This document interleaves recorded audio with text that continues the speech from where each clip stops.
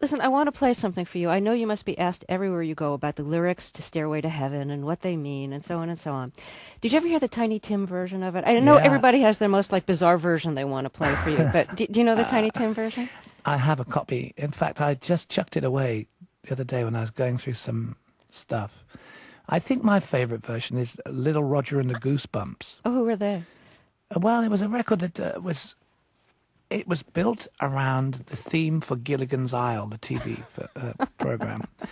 And our lawyer at the time in New York was absolutely furious that anybody should touch this song, this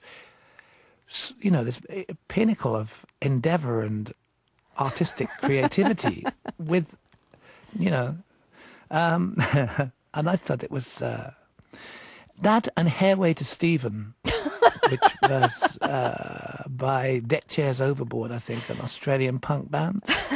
He's pretty good.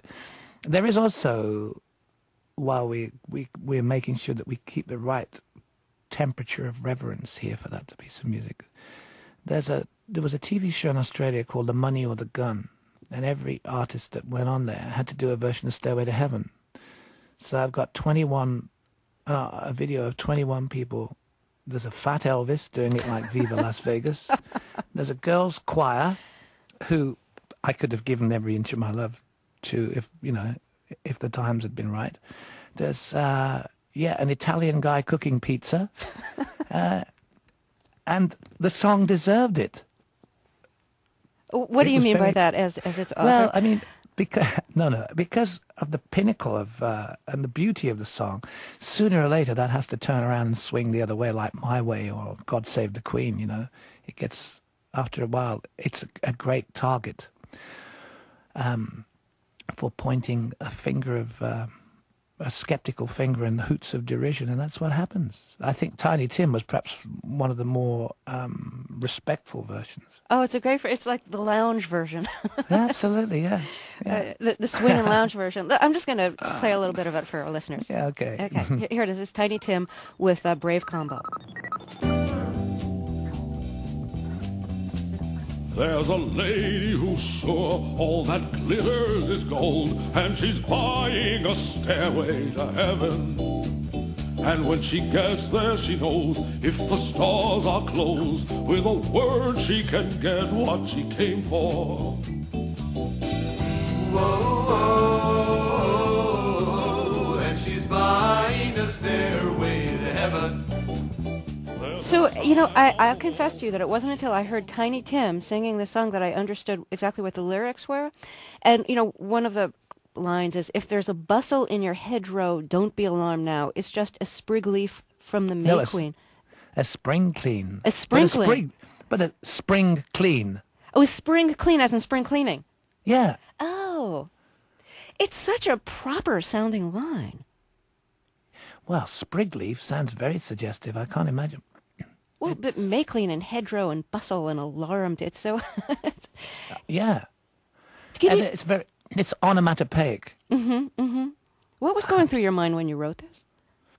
I was thinking about the need for a sort of more organic relationship between our generation at the time, who were living faster than fast, and our environment, and our times were very, I suppose, harem-scarum. And Stairway to Heaven developed as a piece of music that one evening with Jimmy and myself, and that kind of tone, that idiom about returning to nature to look for all the signs, to be aware of our environment yet again, by the way that the old people, the people from long ago, marshaled their days and marched to a different beat altogether. I thought it was an appropriate idiom to move into because of the sort of majesty of the chord movement. If you're just joining us, my guest is Robert Plant, and he has a new CD that includes recordings he made before and after Led Zeppelin. Let's hear another after Led Zeppelin recording from your new CD, 62 to Timbuktu. And this is Philadelphia Baby. This is a Charlie Rich song, Charlie Rich, the country singer.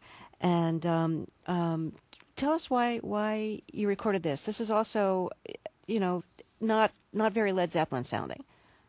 Well, I disagree entirely. Do you? Okay, go ahead. Yeah. Yeah, it's more Led Zeppelin than a lot of actual Led Zeppelin tunes, because Jimmy and I were very, very big fans of the whole Memphis, Tennessee scene. When we were talking at the top of the program about Tennessee, Charlie Rich was one of the founder and more successful early artists on the whole Sun Records, Philips International, and Judd Records combination, which was all coming out of Memphis. And in Zeppelin, we'd often lent, especially at sound checks and in jams in the middle of various songs, we'd go straight to rockabilly.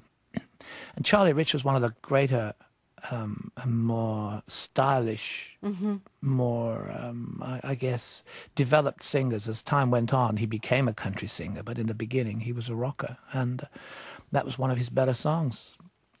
Well, let's hear it. This is you with Dave Edmunds on guitar, Phil Collins on drums, and recorded in, do you remember the year? About 83, I should think. Okay, let's hear it. This is Philadelphia Baby.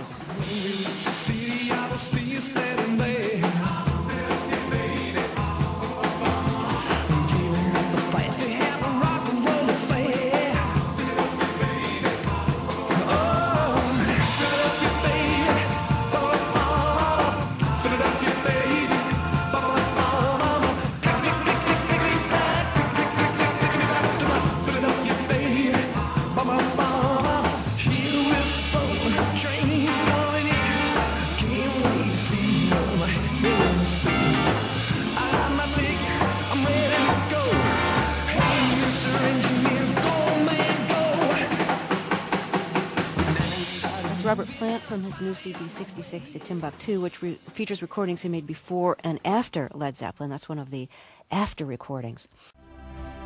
Hey, I love that little lady.